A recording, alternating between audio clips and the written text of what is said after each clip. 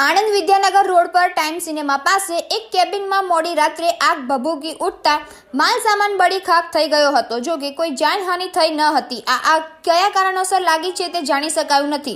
Short circuit કે અન્ય કોઈ કારણસર લાગી હોવાનું અનુમાન છે.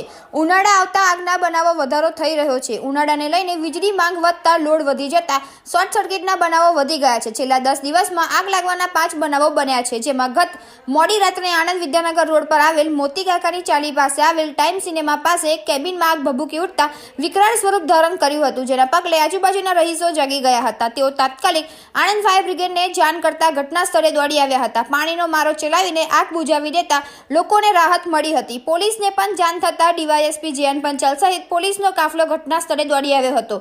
મોડી રાત્રે 2 વાગ્યાના અરસામાં વિદ્યાનગર રોડ મોતી કાકાની ચાલી પાસે આવેલા એક કેબિનમાં આગ ભભૂકી ઉઠતા ધુમાડાના ગોટે નીકળતા સ્થાનિક રહીશો જાગી ગયા હતા. તેઓ ફાયર બ્રિગેડને જાણ કરતા ફાયર ઓફિસર ધર્મેશ ગોરની સૂચનાથી ટીમ ઘટના સ્થળે દોડી આવીને સતત 1 કલાક સુધી પાણીનો મારો ચલાવીને આગ પર કાબુ મેળવ્યો હતો, જેને લઈને સ્થાનિકોએ રાહતનો શ્વાસ લીધો હતો. જો કે છેલ્લા કેટલાક સમયથી આગ લાગવાના મોટાભાગના બનાવો શોર્ટ સર્કિટના કારણે બનતા હોય છે એવું લાગી રહ્યું છે.